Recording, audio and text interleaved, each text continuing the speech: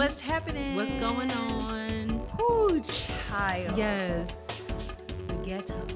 It seems like we were just here. It does seem like we were just You here. know. Yes, it does. And if that's the case, if that's what you're feeling, then you're in luck. Good for you. You know what I'm saying? Wow. Right. Double your pleasure, double your fun. It's the rain on the thing and a double makeup. They didn't even do commercials. They didn't even do those commercials no I more. know. Wow. Wow. Anywho, Did we just show our age? Yes. Yes, we did. No. Yeah, so I'm CRT. Your girl Sherelle B. And this is Headwraps and Lipsticks, the podcast. Ooh, we wrap the culture up in color. Yes, ma'am. Yeah.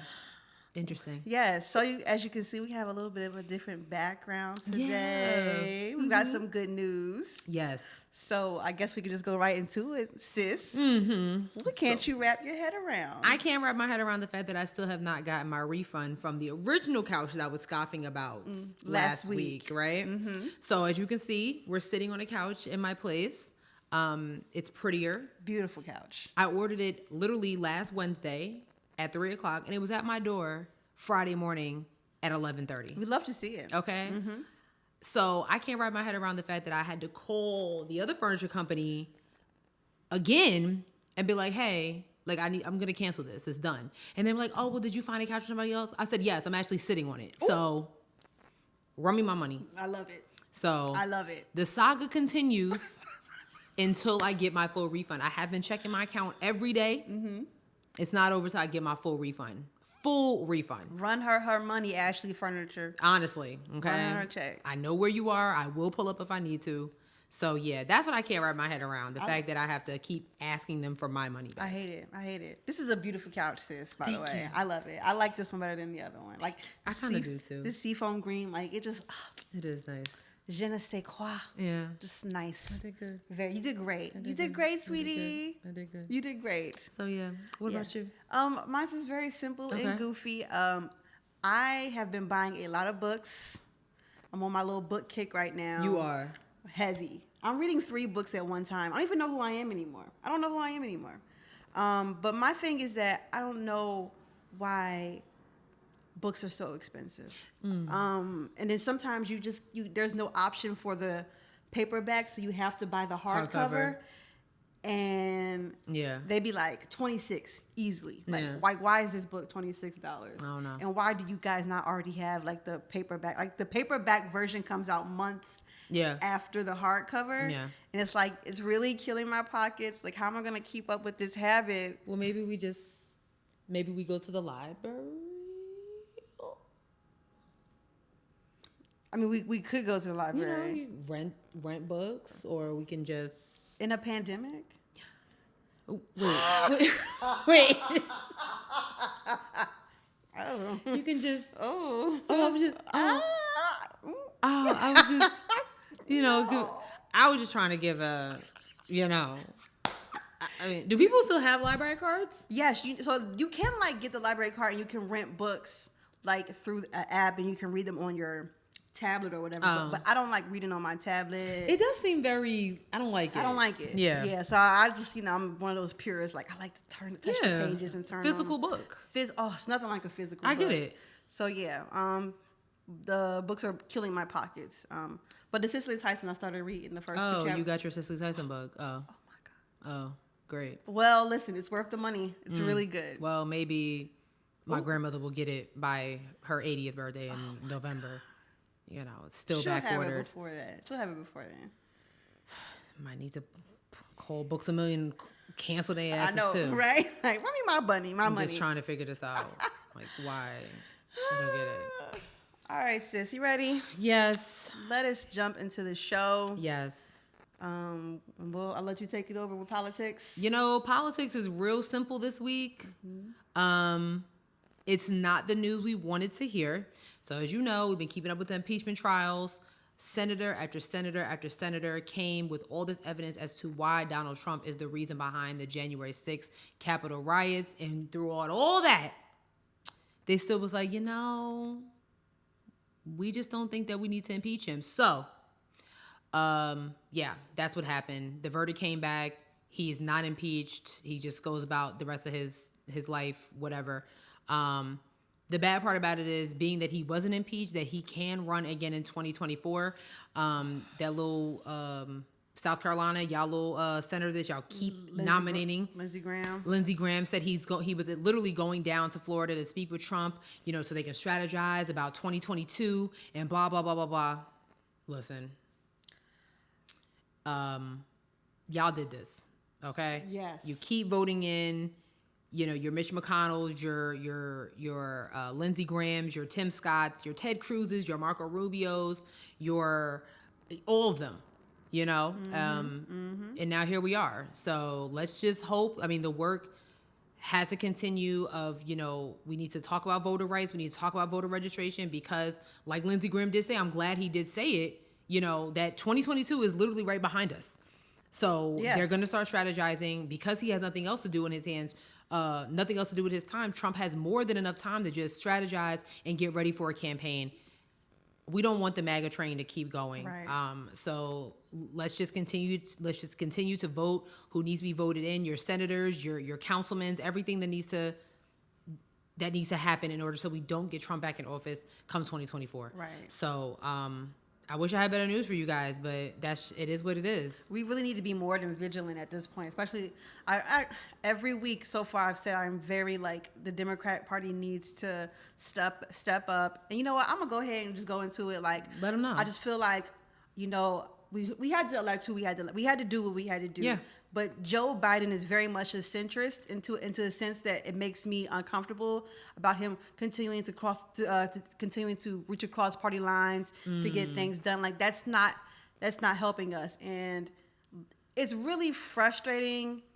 Us trying to move forward and what we're trying to do, and I just don't think at this point right now reaching across party lines is going to help us because it's clearly evident and obvious that the Republicans are doing what it is that they need to do so that they can continue to move forward and have a very impact in terms of the next election. Yeah. And I think it's also important that we continue to be vigilant in terms of voting, not even just nationwide, but state and local. We have to be on it, and it's not even a joke. And so many people fall off and they're like, oh well, this doesn't affect me, but state and local directly affects you and directly affects your communities.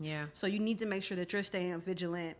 I had tried we had thought about this thing earlier in the thing where I was saying how I'm going to do something for every state. So maybe we'll do something like that this upcoming season or whatever, because people don't even know where to go to get information. It's this is not a game, y'all. This isn't Looney Tunes, you know what I'm saying? Right. We ain't on no Road Runner and the goddamn, what's the name? This is real. This really affects us. And the last thing we need is for Trump or someone a million times worse than him to be in the office. Exist. Right. We really need someone who's going to stand up in our party and really be a leader, which is what we need. Joe, cool or whatever, but he was really voted in because it was the lesser of two evils. Let's be clear. Yeah. So we really need to step up. We have to do a work. Everybody has to do the work. Right, and not just Stacey Abrams. You know what I'm saying? We're applauding Stacey Abrams for what she did in the state of Georgia. Don't get it twisted. Her work is definitely recognized. That right there should be the example of what others need to do, Sierra and I, the other podcast. There is work to be done, and we can get it done. We can't just put it on one person's shoulders, absolutely, or just one party's shoulders. You know what I'm saying? It has to be. If we're going to be talking about Democrat, and the party, we're part of that party. We elected these officials in there to do the work that we honestly could do ourselves. To be very honest, so. I'm down to do the whole state thing. I'm not opposed to it. Okay, well, you know what, Sherelle and I, we'll put some stuff together because, like I said, a lot of people don't even vote because they don't have the information. Yeah. They don't, and then you get into the nothing worse when you get into the voting poll place and you read the thing. You're like, what the hell is this bill for? And it's over and under plus yellow, green. Right. You're like, well, what? Yes or no? I don't know. And then you sitting there eeny, meeny, miny, catch yourself. You got if you let it go. We just want people to be informed so they're making the right decisions for themselves and their communities and, and their children and their families and their jobs. Yeah. That too, honey. Yeah. Okay. Honestly, like It's just so much. It is. It really is. It is that, like, what Lindsey Graham said the other day was literally like peeking through the window, like, all right, so he's not impeached, so you already know what we about to do. Mm-hmm. Which I just don't, like, there's nobody else out there that can be your president. Like, what does this man have on everybody? Like, seriously. What is it? Unless him and Lindsey Graham sleeping together, I don't know. I just think that people really I just really think like the party likes him a lot because he says racist things and they lie for him, and it's just a ebb and flow with that whole party and Trump. And I guess in the sense of like, if it ain't broke, don't fix it. I can't. Listen, I'm right here with you. It is very, very, very stressful. I can't. I refuse. I freaking fuse. Okay. Also, what I'm going to refuse on a local level. So. Here in Charlotte, they do have a homeless community called Tent City. It's it's off of North Tryon Street. At first, it was just a small portion of, the uptown area, and it has drastically grown over the last couple years. And it's always been a controversial topic of conversation, especially in Charlotte. However, what's happening, I saw a report earlier today that said that the county is requiring Tent City residents to vacate the property within 72 hours, and property owners are required to clean the property so that rodent eradication can begin. And I guess what you guys are probably saying is that's a good thing. The key word there is homeless. Mm-hmm. So when you're asking people to move from a place that they've called their home for the last couple of years, you need somewhere to put them. Right. Okay. So it looks like, I'm sorry. Let me find the full report. Cause it really just looks like cause they don't have nowhere to, they're just saying you got to go. They're not saying like, hey, like relocate to this area. No, like I'm trying to find this, do the dang on thread. Okay. So they are going to be helping these residents out with mental health resources, transportation. They will have other property for them to go to, like a shelter. But then after that, then what? You know what I'm saying? That's the key element here. I did read that they were voting on some affordable housing a couple of nights ago, the city council, and it looked like that didn't happen either.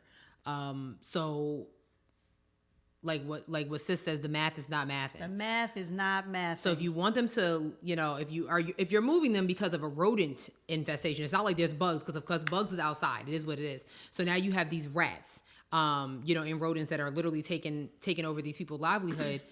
After that, then what? It's kind of like something has to happen here. Because where are these people supposed to go? Where are they supposed to go? And it's not like you say they haven't voted on affordable housing. Where are they going to go? You guys are telling them to move, and you're not giving them any type of help in terms of housing. It's cold as fuck outside, and we're only in Charlotte, so we had a nice day today. It was beautiful. It was a beautiful day today. But imagine if we was in Texas. Speaking of Texas, so if you have been living, so basically this is a global warming issue. It's real. Global warming is real. It's real. So if you have not been watching the news, the entire state of Texas is covered in snow, which is pretty much like mind-boggling to people in Texas. Not saying that they don't get snow every now and then, but this is like a New York City blizzard. This is a Northeast type situation. Nor'easter type of vibe. This is a Nor'easter type of vibe. Yes. Shout out a college friend of mine. He literally just moved from Brooklyn to Texas to escape the snow, and now he is in snow. Verdell. Yep. Yikes. But you know what? Because he's from New York, he's probably prepared. You know what I'm saying? Mm-hmm. He got his boots. He ready to go. The problem is, the state of Texas, like a lot of places, have no power, no heat, no nothing. Yo, did you see that video of the power line? Yeah.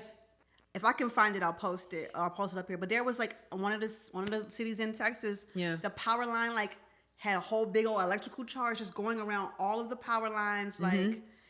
Crazy. Texas is highly unprepared, and there are a lot of people who are making fun of people in Texas, like, oh well, in New York, in Philly. But that's not the point right now. Yeah. And I don't think we should be downplaying this because, just because you're from up north and you're used to having snow. Like, right. southern states aren't. You even think about, remember that year when Atlanta had that huge. Oh my God.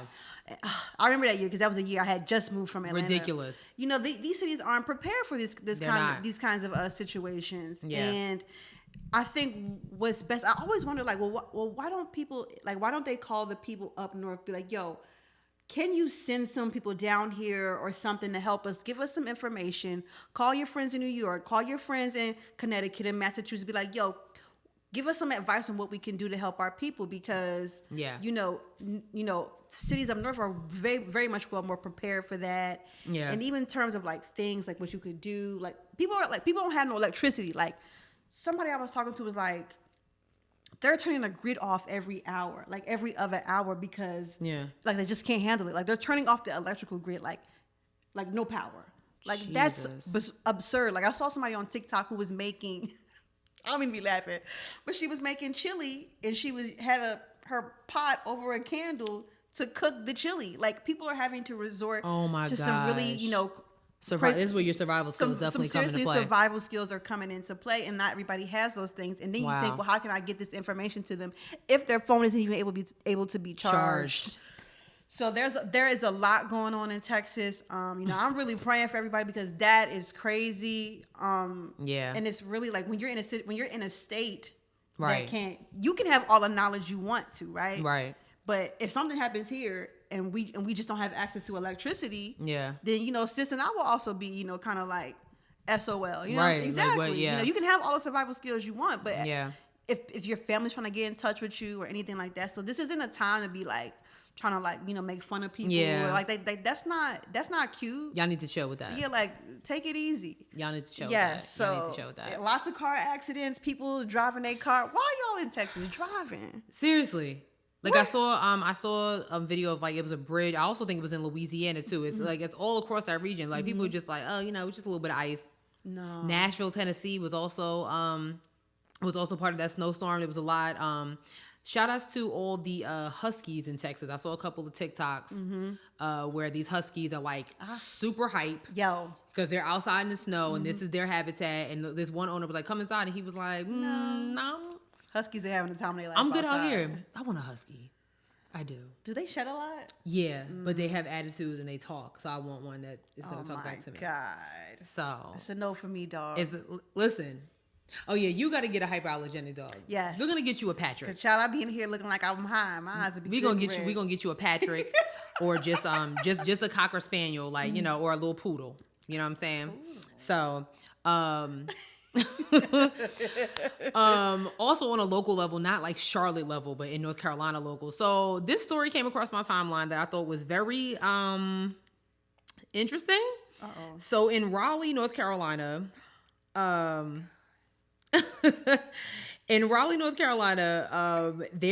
was a young woman who came home and found two burglars sitting. They were like robbing her house, right?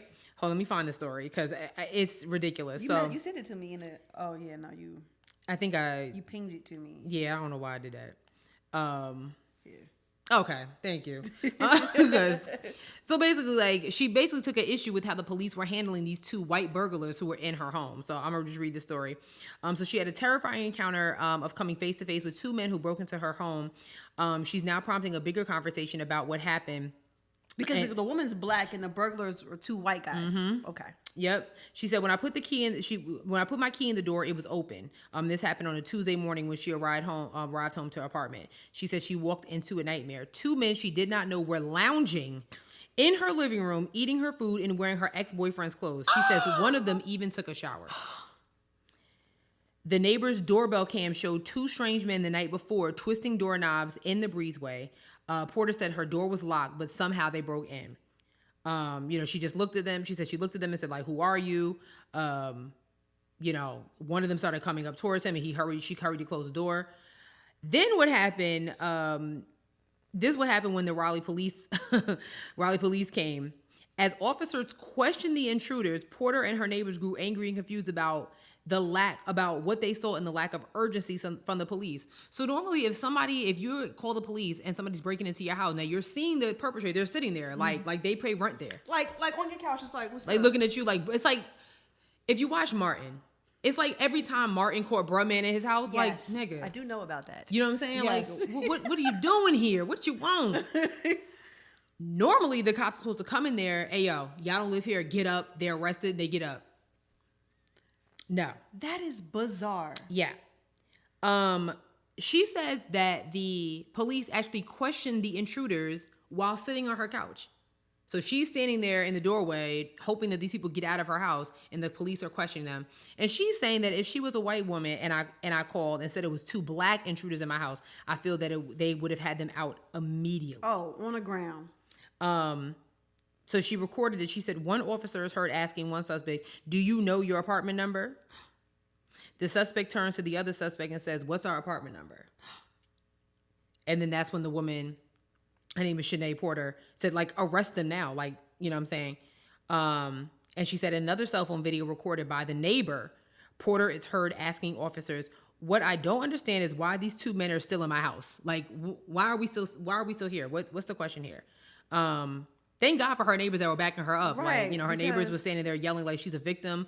I don't understand why she's, you know, being treated like this. You know, being treated as. And she said, so the officer tells me, you have to understand that's why we have them detained in there. They can be detained outside. Okay. Yeah. So 35-year-old Charles Murray, and 45-year-old Brian Capel were eventually arrested. Each man is charged with breaking and entering and remains in the Wake County Jail. That is absurd. That is crazy. Well, I hope she applies for a permit for a gun. I don't even know what to say. Like, what? The cops are trash. Those cops are trash. They are garbage. This is very, this really makes me think of Botham Jean. That's exactly what the story makes me think of. Yeah. This man was in his own apartment. Yeah. Now you see how the roles were reversed. Mm-hmm. So this woman was black, walked into her apartment to see 2 white men sitting on her couch, and it was like, oh, you know, we'll get them out of here. We just want to ask them a couple questions. No. You know, no problem. Cuff them now. Botham Jean was in his own apartment because he knew the apartment number. And this chick decided to fire. I don't like that. Yeah. I don't like that. I don't like that. I don't like it at all. No. Too much. Way too much. Well, since you brought up Botham Jean, can you should we talk about the Kanika Jenkins case that you Oh, yes. Sis said that a witness came forward or made a statement? Is that what you said? That's what it looks like. So, and I want y'all to be like, I saw this come up. It's about Kanika Jenkins. It's a lengthy piece. Kanika Jenkins is the young lady who was in that Chicago hotel. Mm-hmm. She went missing in the freezer. Yep. Yes. Mm-hmm. Yes. And that was 3 years ago. Wow. And we still don't have. Wow. We still don't know what happened to her. There's been no trial, no nothing, because nobody's speaking on it. Mm-hmm. However, this came across the timeline. It's a little lengthy. I'm gonna kind of go through it a little bit. On September 9, 2017, at about this is a witness statement. At about 2:30 a.m., I went to the Crown Plaza Hotel to chill with my boy Macho, who works at the midnight security. Maybe twice a week I go there to spark up with Macho on his break. We go down to the kitchen area that is closed and we smoke up in the cooler. Usually it's just me and Macho, but on this night there was an older man who looked like a janitor smoking with us. Macho introduced us, but I forgot his name. So maybe 15 to 20 minutes later into our session, here comes some drunk chick walking into the cooler. Everybody, including the girl, stopped and stared, and the girl looked drunk and a little surprised, but when she looked at Macho, she seemed to recognize him, and then she started to smirk walking towards us. She asked Macho what he was doing down there, smoking that stink-ish. Then Macho giggled and asked her what she was doing down there. She almost fell to the side and said those bitches taking too long with her shit and she needs some air. She was talking with her eyes closed and it was hard to hear her. She told Macho she feels funny. Then Macho grabbed her by the waist and told her he would make her feel better. Macho started looking at us, smiling, and started taking her pants down. She could barely resist, but she was asking him what he was doing. Macho started sex from behind, and her body was limp with no energy, and soon me and the other guy went. I felt stupid. Macho went to go again, but started getting crazy and bit her breast, and that's when she finally got some energy and grabbed Macho by the face and smacked him. Macho got so mad he picked her up and slammed her right on her face. She started to bleed, and we told Macho to chill, but he was pissed. He put the bag over her head and was on the floor and she was on the floor fighting. Then we stopped him, and he took it off. Then Macho picked her up and threw her in one of the freezers. She was still alive, but was coughing and crying. Macho turned the freezer on, shut the lights off, and told us, let's go. The next day, Macho told me that she died, and the family and friends were causing trouble, but not to worry because his guy would hold us down. I see people talking about it, and this girl won't let me sleep, so I want to step up. I can't take it as she was not supposed to die, and we were just having fun. Who was we that was having fun? Rape is fun? Yeah. I don't. That's disturbing. Yeah, this is very, very disturbing. And it's weird because like it's just on social media, and I don't know how this is not. Is it true? Like I don't know. And I mean, it says a witness statement, investigating officer Detective Dilakova. Can you send that to me? I sure can. It's basically what we're trying to say is like just be real careful about what you share on social media, because we're talking about it because it's just like, you know, if this is true, whoever this dude is, Macho needs to be put under the jail. Under the jail. And honestly, whoever just made this witness statement, and we don't know the date, and it's very. They have his name covered, and then they have the date only. It says 10/25. October 25th. Yeah. We don't know what year it was. Right. So it could have been last year. It could have been literally after this happened.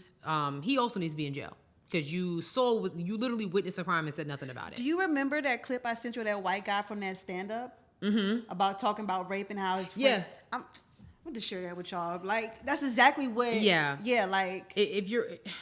If you're witnessing somebody doing something like this, why wouldn't you say something? Yeah. Why wouldn't you stop him? Yeah, that's ridiculous. You see, she's obviously clearly inebriated.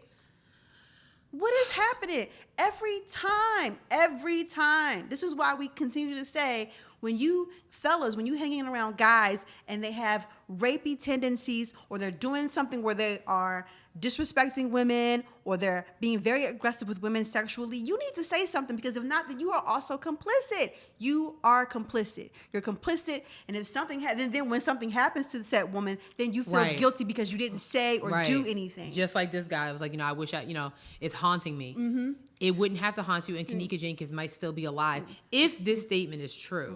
Right. Say something. Act like it's the airport. You see something, say something. Right. It's, I saw on social media that there's a documentary about Biggie Smalls coming out. For what? How many more? Oh, okay. She said it. I was just getting ready to say it.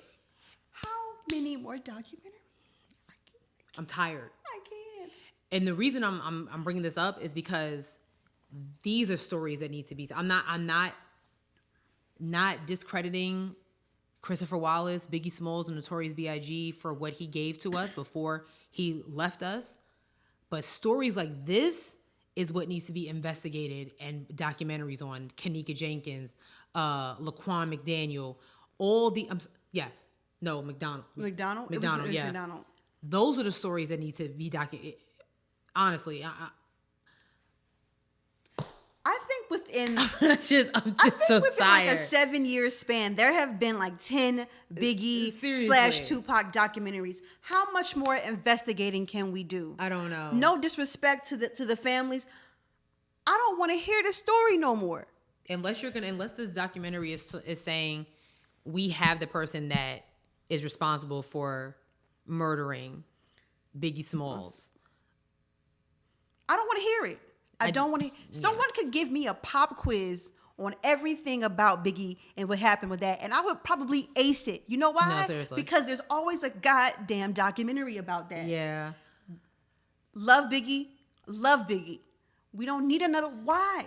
I just think that there's so many talented filmmakers, podcast hosts, creatives that can investigate and tell these stories. You know what? We should just start an investigation channel. I'm not opposed to it. Okay. Because when you see stuff like that on social media, this dude Macho, there's a lot to unpack there. Absolutely. There's a lot to unpack there. Why is it like? So now are we going back to Chicago? Are we looking at these tapes? Are we looking to see who Kanika was talking to? Because I refuse to believe that in the Chicago Convention Center, there's no cameras. Miss me with that. The math not mathing. It don't make no sense. So now you have somebody coming forward saying, yeah, my boy Macho's the one that threw her in the freezer. That's how she got there. We need to figure this out. We need justice for this girl's family. Absolutely. Justice for her. It's been 3 years. Mm-hmm. And she was only, 17? She was mad young. She was young as hell. Yes. Okay, so yeah, and of course, she was drinking. Okay, so what? Everybody drinks. That doesn't mean she had to die. Drinking is not a death sentence. It's not. Getting drunk with your friends is not a death sentence. Okay, so I just want y'all to be real careful with what y'all put on social media. You know what I'm saying? If you're gonna put it on social media, let's do the work. Let's keep going. Yeah. Okay. Yeah. That's all. She literally said what I was about to say about the Biggie. I mean, okay. We love Biggie, but we just don't need another documentary. Yeah, and nobody cares anymore. We gonna wake up in 2 years. There's gonna be another one on TNT. No, seriously. No, there was a show on TNT, the Biggie and Tupac. Yes, exactly. That was 2-3 years ago. It wasn't long ago. Nope. Nope. Stop it. Enough. Stop it. Enough. That's a wrap. Also in criminal justice news. Mm-hmm. So remember, pretty much at the height of the pandemic last year, there was a story about a woman who called the cops on a black man in Central Park for bird watching. Mm-hmm. Her name was Amy Cooper. She pretty much is the mother of Karens. I don't know, or something like that. The godmother of Karens. Well, the charges against her were dismissed. Okay, so shocker. Yeah, so the judge was asked to dismiss the count of filing a false report.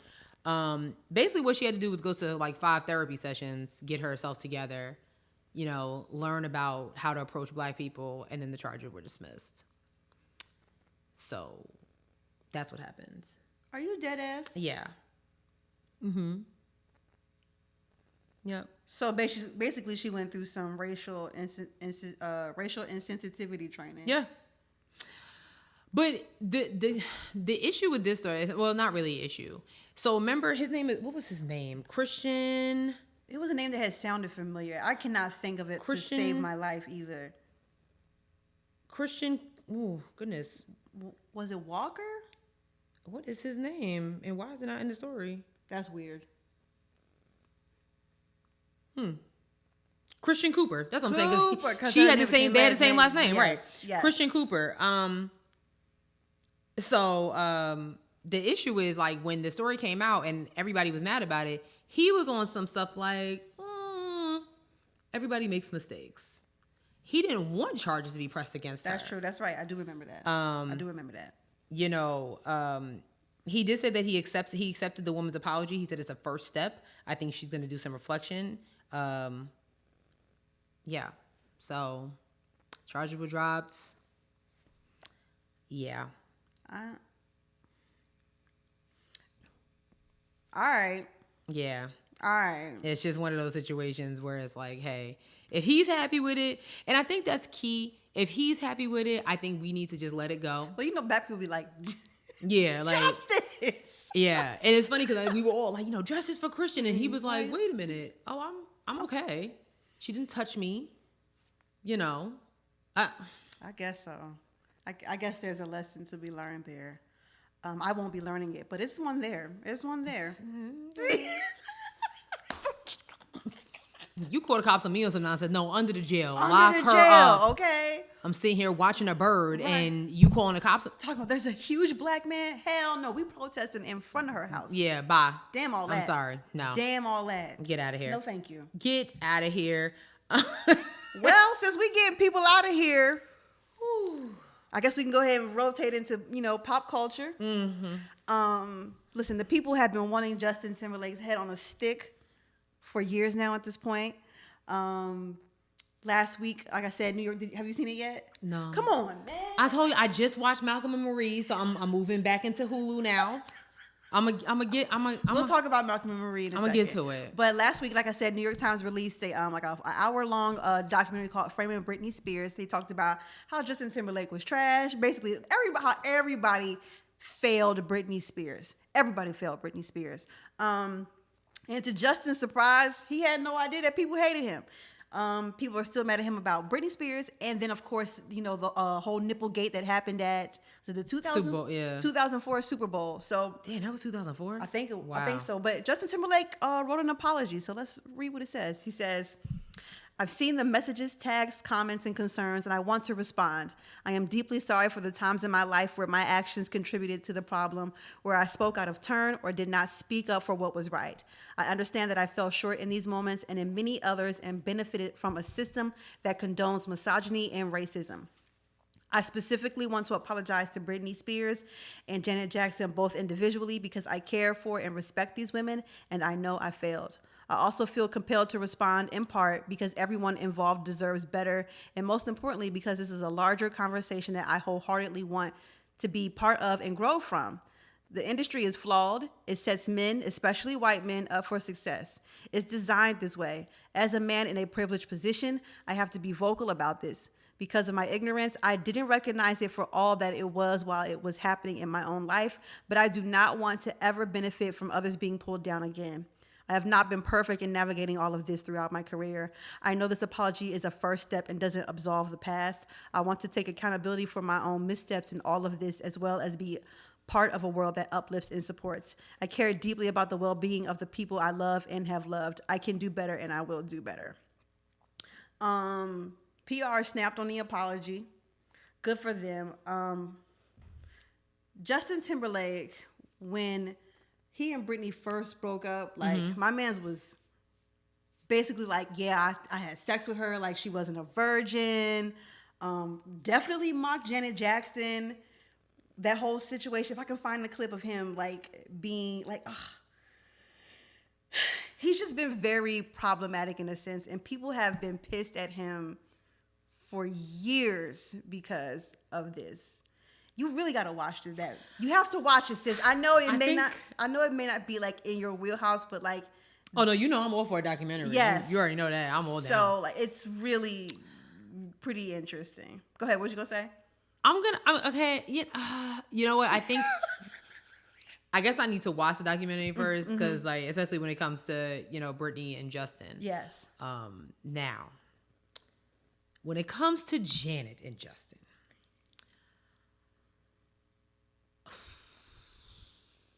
I think I may be one of the only people that was like, I don't think he did it on purpose. Like, okay, I found the clip. It's really short. Let me hear. It's like 5 cents. But he's like mocking. Hold on. Wait. You're right. Baby, I'm an asshole. Oops, did I take it too far? Super Bowl. That's terrible. Like, that is pretty trash. That is terrible. But there was so much conversation on Super Bowl day, like Janet Jackson Appreciation Day, blah, blah, blah, blah, blah, blah, blah, blah. And so many think pieces on how Janet Jackson's legacy was tarnished because of Justin Timberlake. What? If you think for 1 second that Janet Jackson's legacy, Janet Jackson's legacy was tarnished because her nipple was exposed by Janet Jackson. This is the woman who moans on records, literally borderline has sex with her. If you ever watch a Janet Jackson concert, it's incredibly sexual. It's beautiful. It is sexual. And I'm not saying that, like, that's not her, the whole thing is not her fault, but for y'all to say that her legacy was tarnished by this little white boy, are y'all serious? I don't think her legacy was tarnished, but I think like in that moment when it happened, if you can remember like back to like when it first happened in the day of and whatnot in terms of like apologies or whatever, like I remember specifically Justin very much removing himself and kind of leaving Janet Jackson out there like, in the dust, and like she was like really reprimanded for that, and he really didn't like get the brunt of that abuse, if you will call it, from the media. So a lot of people are still, felt some type of way about that. And it's not like they're wrong. You know what I'm saying? Yeah. Like they definitely I remember them like hounding Janet Jackson, like about that. But I don't I agree with you. Like I don't think it tarnished her legacy, but I do think it was really messed up for him to remove himself and really just kind of distance himself from her in that sense, But I feel like, honestly, that shouldn't be, we should not be surprised by that. Let's look at the rise of NSYNC. You know what I mean? We all know who career in NSYNC should have been. JC Chazé. Okay. He was the best singer. Literally was the best singer of the group. Mm-hmm. He wasn't hard to look at all. Well, he is now. I don't know. He got this little weird hair thing going on. What the fuck are you doing, JC? We got a mullet or something? Girl, I don't know very ghetto. Oh. Well. Love you, JC. But. You know what I'm saying? His voice literally, you know what I'm saying? Justin Timberlake was literally left them niggas in the dust and was yeah, I met Pharrell and Timberland and they want to work with me, so bye. Yeah. Literally. Yeah. Bye. Sorry. I'm sorry. I'm a super fan. I'm an NSYNC super fan. You hurt in my heart right now. Because I remember he was oh. You're tearing up my heart. That's a good one. But he literally left them in the dark, because his privilege, that blonde hair and them pretty blue eyes of his, and then he had the Britney Spears clout. Yeah. He was on top of his game. Mm-hmm. So that shouldn't be shocking to us that he was just oh yeah, Janet, I did that. Honestly, and then you showed that clip of him making fun of it. That shouldn't shock us. Yeah. But I don't really think that we should we're fake. You know what I'm saying? Because Justified was an amazing album. We've been buying Justin Timberlake's albums, except for this last one that he did. Oh, yeah. I won't be doing You know what I'm saying? So it's we want him to take accountability, but we're not taking accountability for supporting him, so... Right. This is true. It's our fault. I definitely enjoyed the Justified and Sexy Love, Future Love, Sex Sounds, and then the 2020 Experience. Amazing. Those are amazing albums. Those are really great albums, but even in the same spin, though, I've also been listening to Janet Jackson and definitely Britney Spears albums. So, yeah, I like that he even took the time to make an apology, but I just want to know, did you reach out? You probably can't reach out to Britney because of that whole conservatorship. But did you? We'll get to that in a second too. But did you reach out to Janet Jackson personally? Did you hit up our PR team? Was yo, can I talk to Janet and verbally, face to face as you can during COVID, FaceTime to FaceTime. Did you call up Janet and apologize to her because? That's necessary. And Janet probably let that roll off of her back a long time ago. Because she's Janet Jackson. But. Her brother's Michael Jackson. Yeah. Man. She was going to be good either way. Regardless. That's what I'm saying. Her legacy. So I was y'all need to shut up. No, that I don't agree girl, with. please. Y'all need to. Her last name is Jackson. Her brothers are the Jackson 5. Get out of here. Tarnished legacy. No. Legacy ain't tarnished. Y'all, that was a reach. She gave us Pleasure Principle in the Velvet Rope album. Are you serious? Yeah. Y'all was oh, y'all going to reach that far, huh? She gave us Demita Joe. Are you kidding me? I did like that album. Amazing album. I did like that album. Damn album. Her legacy ain't tarnished. I did like that album. Y'all just be dragging it. Since we talking about Britney Spears right quick, the conservatorship, her father has been over her finances and basically how she, moves in her whole life. And she's decided that because she doesn't want her father, she's been trying to get out of this conservatorship for a couple years now.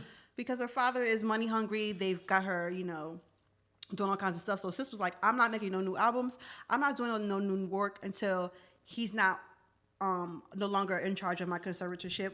Well, recently the judge has ruled that she is now 50-50 in the conservatorship with her father. So I'm hoping that soon enough we can just get him off. Yeah. And then she can, if they decide to give it to someone else, maybe she can give it to her fine-ass boyfriend. Ooh, he is bad. Her boyfriend is fine. I never seen him. Ooh, girl, he fine. But yeah, I'm really hoping that Britney has really gets what she needs. She is one of the pop princesses. Literally. Love Britney Spears. Literally. Always been a Britney Spears fan. Ooh, child. It's Britney, bitch. Always been. So were you Britney or Christina, or were you both? I was Britney. Damn, for real? Yes. I was both. Were you? I would I remember people Britney would watch because I'm on performance wise. Yeah. Vocals? Listen, I wasn't in denial. I knew that Christina could definitely outsing Britney. It should have been no reason Christina Aguilera was singing the way she was at 15 years old. It didn't make Her no and sense. Monica for no. Okay. There's no explanation. What was the reason? 15 years old, bitch was like killing them. Okay. So yeah, I definitely was team both. Yeah. Team both. Yeah, they were awesome. Team so, that's the most recent update on the pop politics. Pop politics. Pop politics. You want to talk about Malcolm and Marie? You said you watched it recently. Okay. So last week, Sis said one thing. She was like, she wants white writers and directors to keep their hand out of the black love cookie jar. And now that I have watched the movie, I agree. The movie was, the movie, I don't want to say it was bad. I don't want to say it was good either. It was just like, it was just like, okay, like this is, it was great quarantine entertainment. You know what I mean? Like, that's cool. It's an hour and 30-minute argument. Okay. At 1 a.m. That's number one. Okay, bitch, I'm tired. I'm going to bed. That's number one. Let's just start we can talk about this tomorrow. Like, okay. However, I thought a lot about what Sis said last episode, and I was like, because there was a lot of trigger conversations in that dialogue. Like there was one scene where John David Washington, Lil Denzel, was talking about, the white man and how he and I'm just like, I thought a white person wrote this. Knowing that a white person wrote it, it was like, what is happening right now? It felt like they were kind of like forcing certain conversations. Yes. More so on Zendaya's part. Like there were certain things Zendaya was saying. I know she didn't write the script, but it was just like, I did like her monologue at the end, though. Oh, she read him. Okay. For filth. Read him. That really kind of made up for the rest of the movie, because other than that, I was like, I did not enjoy it. I didn't enjoy it. I would not watch it again. Yeah, I don't need to ever see it. Nope. I don't ever need to see it again. And I do feel like like the film was trying to give like a Spike Lee vibe. I don't know. That they kept bringing up. Yeah. Spike Lee, Barry Jenkins. Yeah. It was like, and even like the way it was shot though, it was like, and with the jazz music, I was like, what you trying to do here? Yeah. Like it was, some things for me, it definitely gave you a Mo Better Blues type situation. Yeah, and it didn't feel like original. Is that the right word? Is original the right word? Like, what was the reason? That's what I'm trying to figure out. Like, you just wrote a script about a couple arguing about gratitude, because that was really the concept. Was like, I really need you to just recognize me. Yeah. I did things Zendaya, it was a typical woman situation. Like she was all good, and then all of a sudden it was like, why didn't you cast me? I was like, bitch, I thought you. Girl, that came. I was like, well, I thought you could have said that when y'all first got home. Honestly, why you say this to me last week or when we started casting? Like, you know what I'm saying? And he did respond. I was like, I literally asked you, and it was a triggering movie for sure. Like I said, I will never watch it again. Yeah, I'm good on it. I will never watch it. I'm good on it. Ever again in my life. Yeah. But John David Washington is good looking. He's bad. Oh my God. Wow. I literally closed my eyes for a second, and I thought I was watching Denzel. Like, it makes no sense how much he sounds like his father. It's not even funny. Yes, he does. It's like, damn, dude. He is so fine. And then, you know what the most triggering part to me was? And again, because it was a white writer and director, the part where she pretty much called him privileged. Yeah. And I was like, what does this director know about? You know what I mean? I was kind of like, wait, I mean, now, granted, that part, I was like, she was right about it. You know what I'm saying? There's a lot of black people that walk around here like they hard. You know what I'm saying? Mm-hmm. Yes. When you live in, you know what I'm saying? Like, okay, but yeah, I thought that was interesting. I also thought it was weird that he was tearing up that fucking Kraft macaroni and cheese. No. The way he was eating it was disrespectful. It's not realistic. It's nasty too. Who eats Kraft macaroni and cheese? Question. when you like come home from school, whatever, and if you just want to like make a quick meal, was you throwing on Kraft mac and cheese? If my mom's not making the macaroni and cheese, I'm not eating it. Thank you. I don't know where people got this idea that No. the blacks aren't doing that. No. The blacks were never doing that. We weren't just throwing some Kraft. No. No, it was more like a bag of Doritos I'm grabbing. She could have made his ass a PB&J. That would have been more realistic. Or they could have grabbed some cookout on the way home or something. They was in California. So yeah. In-N-Out is what it is. Something like McDonald's, that. something. Whataburger, whatever's over there. Child, no. I will never be watching it. I didn't like the way he was eating it. It was just like he was really acting like he was starving. I mean, maybe he was. And then like he was yelling the whole time. It just He was drinking a lot. The whole movie. And then that scene where she was in the bathtub and he was talking mad crazy to her. Yeah. I don't like it. When he calls her an emotional support dog, I almost turned it off. How she ain't shoot him? I paused. I said, did he just call her an emotional support dog? It should have turned into a murder at some point. Did he call her an emotional support dog? Told her that he would snap her like a twig. Told her about the girl he was having sex with in the hotel with the bed. I don't think so. It's gonna be a no for me, dog. I'm sorry, just no. Okay, let's go through some of these things. Really, absolutely no. It's just that I'm movie's sorry. crazy, y'all. That I don't movie's like crazy. it. But if you enjoyed it, salute to you. I don't like it. But no, it's a no for me. No, never again. Nope. Jodie Turner-Smith. She is the slim girl. She's the queen and slim. She's the legacy.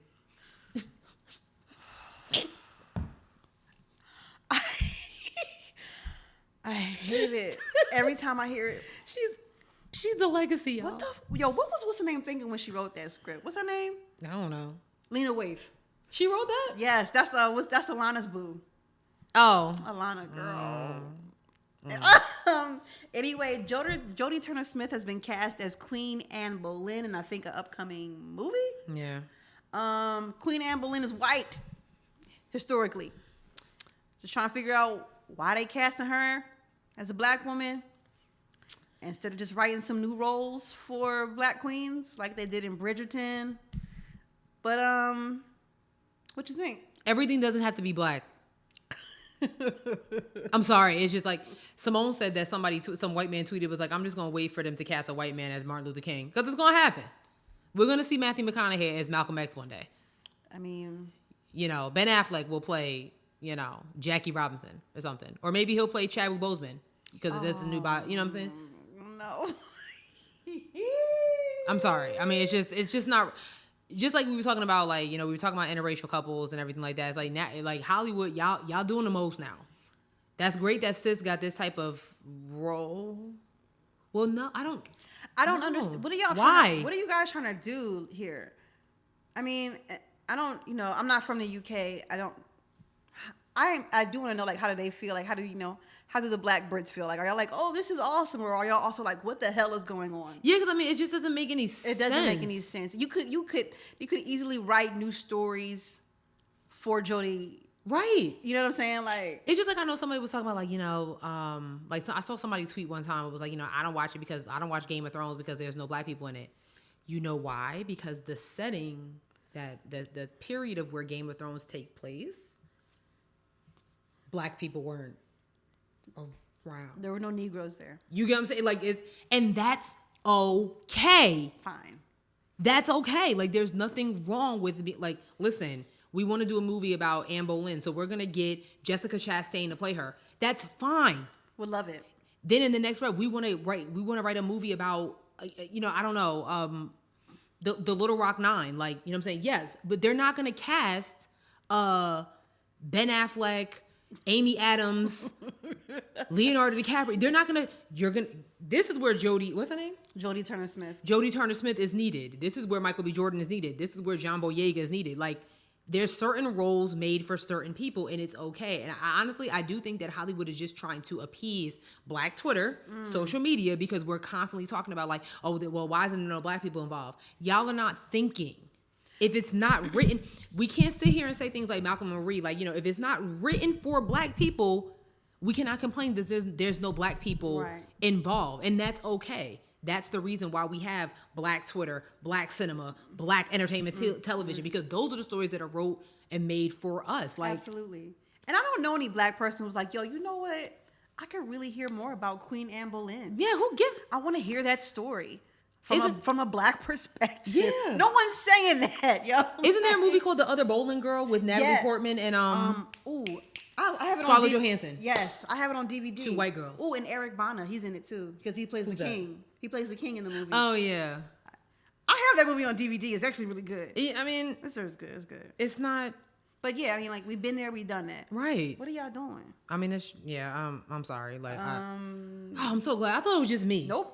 I really thought it was just me because it's like, I feel bad that I feel like that, but it's just like, no. When it came down, I was like, I had to think about. I'm like, Boleyn. Why does that name sound Yeah. familiar? And I'm like, there's a She movie. was a real person. She was white, and that's okay. If It's all right. It's fine. Y'all are annoying. Speaking So annoying. of people of being annoying, you guys are mad at B. Simone again. She's pissed you all off. Do I have that clip? I got the clip. Okay, can you Girl. run that?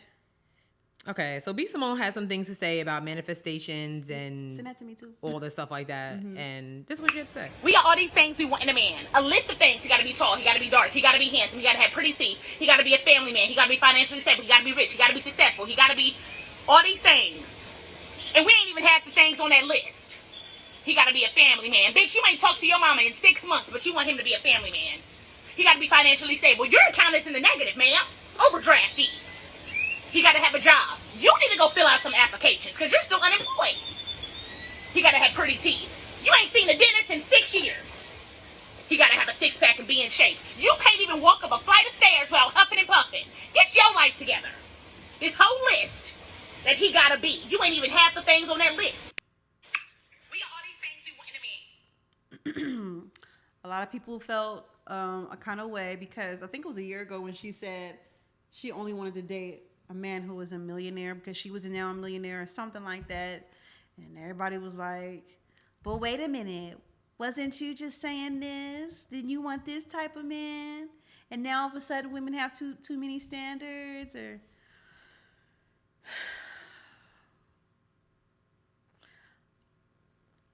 I don't really care what she said, right? But also like points was made. I think points were made. Like, I don't want to date no broke man, but I also don't want. I'm also expecting, like, if I say, "Oh, I don't want to date no broke man," I'm not gonna be like, "Oh, well, but he gotta accept me. My account is in the negative 300, but it is what it is." Like, no, like, I'm assuming if I'm saying that, "Oh, I want A, B, and C in a man," I'm assuming that I already have those things accounted for in myself, and I think that's just what she was saying. But y'all just get mad when she say it because y'all don't like her. I'm convinced that y'all don't like B. Simone. Exactly. Like, I was really trying to save everything for the show, but I was just, first, I like B. Simone. Mm-hmm. I think, in a world of negativity and, not so positive role models, I think she's a young lady who literally went from being an internet comedian to a entrepreneur and just a positive personal, all around,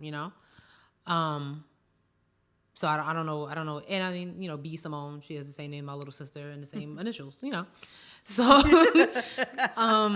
but I tweeted last night, I was like, y'all tweet every day about $200 dates, what you want from a man or a woman, what your woman can and can't have, what your man can and can't have. Y'all tweet about it all day, every day while you sitting at your cubicle. I should go now. Go ahead, read them. I'm gonna just be over here. The only difference is that B. Simone is not broke. Oh my God. I'm so confused as to, I'm like, sis, I don't care what sis say, but when I listened to it, I was like, she's not wrong. I mean, how are we sitting here talking about, I need a man to pay my bills, I need him to do this, I need him to do this, but you can't do it for yourself. Okay. I don't talk a lot about my family, but I do have a cousin that I know a lot of people, some people, you just talk about throughout the years and everything like that. But when I really look at what she has going on in her family life, she did the right thing. You know what I'm saying? Like, she has a man that was paying her bills, but also paying for her to go to school so that once she graduated school, she could pay her own bills or have the means to pay her own bills. You get what I'm saying? Like, I don't understand how y'all can sit here and talk about, oh, like, a man needs to take me on a $200 date. Can you take $200 out of the bank? Can you go to an ATM and take $200 out? Right now. She's right. I mean, we always drag a lot of these dudes on social media that look like, the Grimace, talking about, oh, I need my girl to have, she got to have natural hair. She got to do this. She got to do this. And you walking around looking like, you got a 6-pack of hot dogs on the back of your honestly, neck. you walking around looking like the Hamburger Lift. So what is it? The math not math then. I really think y'all just mad at B. Simone because she got money and y'all don't. Mm-hmm. You know what I'm saying? Because she was doing all that talking, but while she was doing all that talking, she was doing it. So it's a difference between doing her talking and doing it than tweeting in your cubicle and not doing shit. Honestly. I always think about that quote from Chris Rock where he did on his stand-up. He was saying, people with the most shit can say the least shit. Right. And people with the least shit can say the most shit. And I think it hurts a lot of y'all that B. Simone is a millionaire and saying this stuff. I mean, it's like we talked about her, like, oh my God, she being real thirsty for the baby. But the baby was paying her to be in one of his things. Like, you know what I'm saying? Like, the math was mathing. She was being, like, yeah, she might have been being a little extra, but that extraness got her paid. So, you know what I'm saying? Like, I'm sorry. I really just think y'all are just a bunch of haters. I'm sorry when it comes to B. Simone and her mentality about all she's doing is telling y'all to step y'all game up. You shouldn't have to want a man to pay your bills and do all that. You should be able to do it. If you want a man to pay your bills, that's cool, but just make sure you can do that first because in the meantime, while you're waiting for a man, your bills are piling up. Right. And when you get that man, he can always leave you and you still need to be able to pay them bills. Exactly.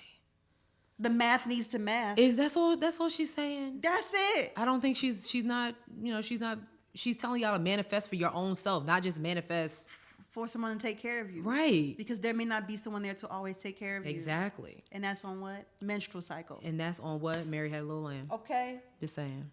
I'm so glad we got that over with. I was just like, y'all niggas is just haters out here. Like, why?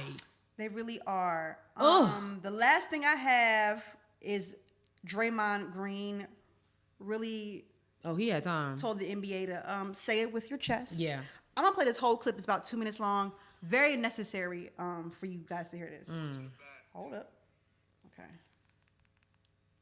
To watch Andre Drummond before the game sit on the sideline, then go to the back, and then come out in street clothes because a team is going to trade him is bullshit. Because when James Harden asked for a trade and essentially dogged it, I don't think there was no surprise or there's no one's going to fight back that James was dogging it his last days in Houston. But he was castrated for wanting to go to a different team, and everybody destroyed that man. And yet a team can come out and say, oh, we want to trade a guy, and then that guy is to go sit. And if he doesn't stay professional, then he's a cancer, and he's not good in someone's locker room, and he's the issue. And we've seen situations of Harrison Barnes getting pulled off the bench. DeMarcus Cousins finding out that he's traded in an interview after the All-Star game. And we continue to let this happen. But I got fined for stating my opinion of what I thought should happen with another player. But teams can come out and continue to say, oh, we're trading guys, we're not playing you. And yet we're to stay professional. At some point, as players, we need to be treated with the same respect and have the same rights that the team can have. Because as a player, you're the worst person in the world when you want a different situation. But a team can say they're trading you, and that man is to stay in shape. He is to stay professional. And if not, his career is on the line. At some point, this league has to protect the players from embarrassment like that. We talk all of this stuff about you can't do this, you can't say that publicly. If you say that publicly, you're fine. Anthony Davis got fined, I think, $100,000 or something like that for demanding a trade publicly. But you can say Andre Drummond is getting traded publicly, and we're looking to trade him publicly, and he's to stay professional and just deal with it. But then when Kyrie Irving say, "Oh, my mental health is off," everybody go crazy about that too. Do you not think that affects someone mentally? As much as we put into this game to be great.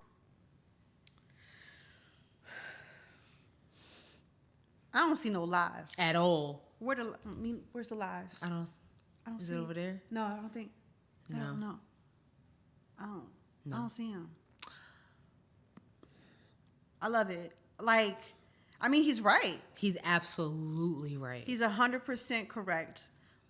You know, and that is just like, but that's just like the typical like relationship in terms of working with any company, right? Honestly, like, yeah, it is. Your job could come up to you today, like, we're gonna give you 2 weeks.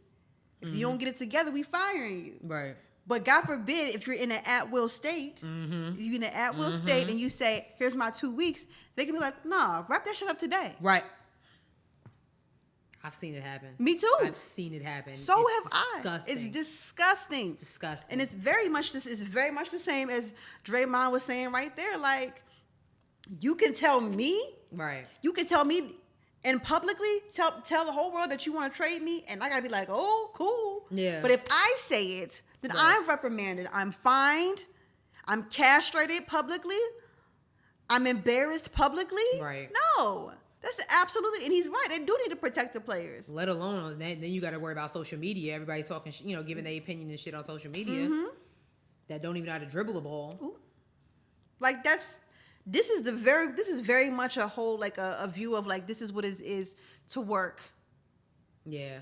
For any type of corporation. Yeah. Period. Like, you are always at will at some point of losing your job. God forbid if you say it out loud that you are looking somewhere else. Right. And this is why everybody said, like, use your PTO. Because when I say when you leave, they will replace you so quick. God forbid something. I mean, look at what's happening right now with COVID. All these people just furloughed. Like, just, like. And granted, it's not the corporation's fault that COVID, came over here. But they literally don't give a shit. Like, they could care less. Like, they're letting people go. People are closing businesses. No severance. No nothing. No stimulus check. No. I want my fucking money. I'm sorry. Oh. I want my money. It's her money. I want it now. It's really sad. I think I agree with you. I've always liked Draymond Green. I think now he's becoming like a veteran in the league and everything like that. I still think his breath stank, but still, I like him. And I think I'm very curious to see what other NBA players. Like he said, Kyrie Irving said, my mental's off. Everybody want to support and hotlines and phone numbers and everything. What Draymond Green said was serious. So I'm very curious as to see what some of the other NBA players, NFL players, just athletes in general have to say about it. So I do hope they support him. I hope he ain't just, talking out the side of his neck with no type of support, So right. Yeah. Right. He had time. I love it. I'm curious. I wish I was in the room because I'm pretty sure the reporters were like, gasp. I wonder what the question was. Me too. I wish if I could find the rest of the What was the question? I don't know, but I wanted to hear the rest of his response because my man was going on. Because the question was like, do you think you had a good game? And he just was like, I just asked you if you thought. He was sounding like a civil rights leader. Yeah, he was very upset. Because you gotta remember, it's like, even though like these guys are like rivals on the teams, they're friends. Like, they're like the NBA is like a brothership. You know what I'm saying? Like. He's watching these players, because he know it could happen to him at any time. Like, anytime. You know what I'm saying? So, yes. Championship or not, it don't matter. It really don't. Look at half the Lakers. The Lakers, like half of them niggas, they got their ring. It was like, all right, so next team. Yep. Let's do this. Period. Please. Well, that's it. That's it. This week we asked you guys. It's time for a lip service question. Oh yeah. Do you think that ratchet has become the new aesthetic for Black culture? We got 3 answers here. Hold on, if I can pull them up. Maybe not. Yes. Yeah, I got it. You got it? Yep. Okay.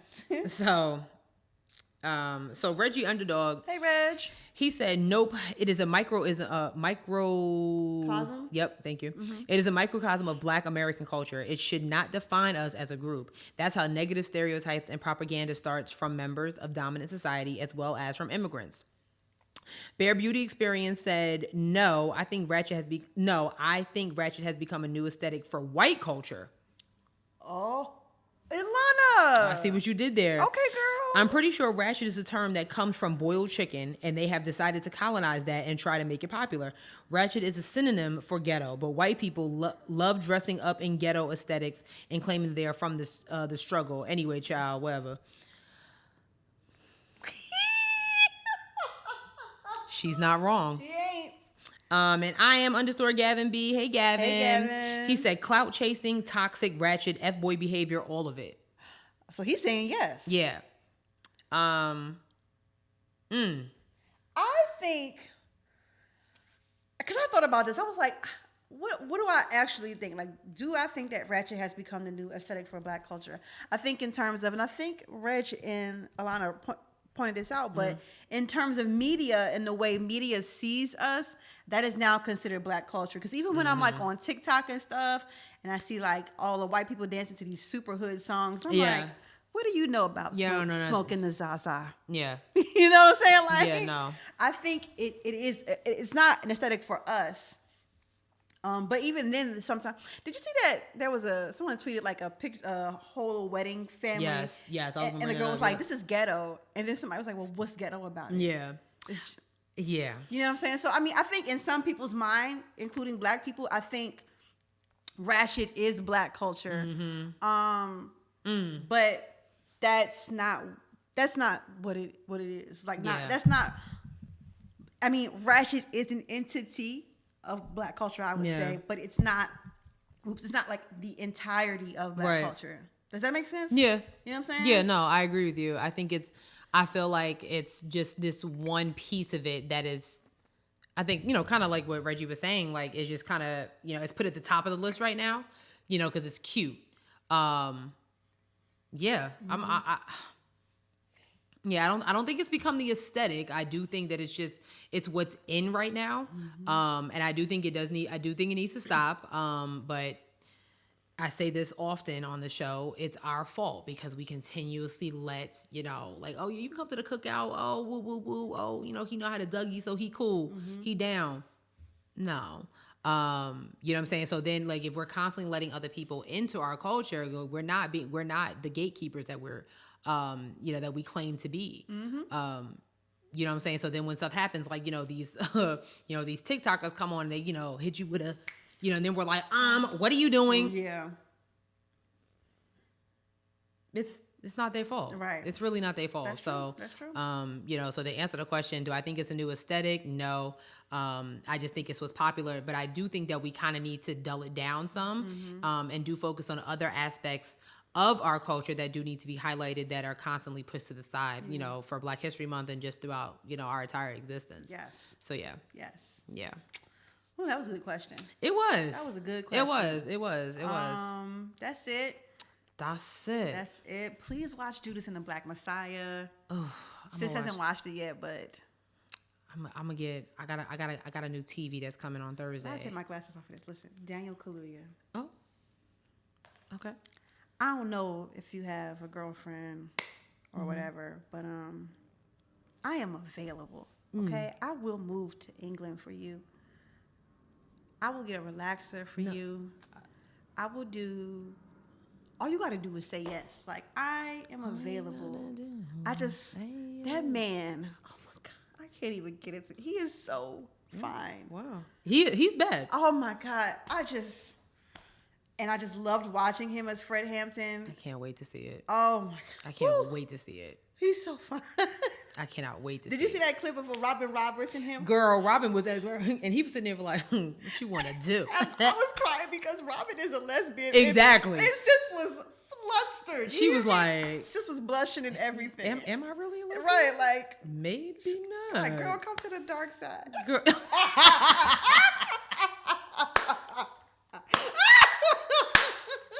Come back on over, girl. Oh, shit. Okay. Yeah, Daniel Kaluuya is bad.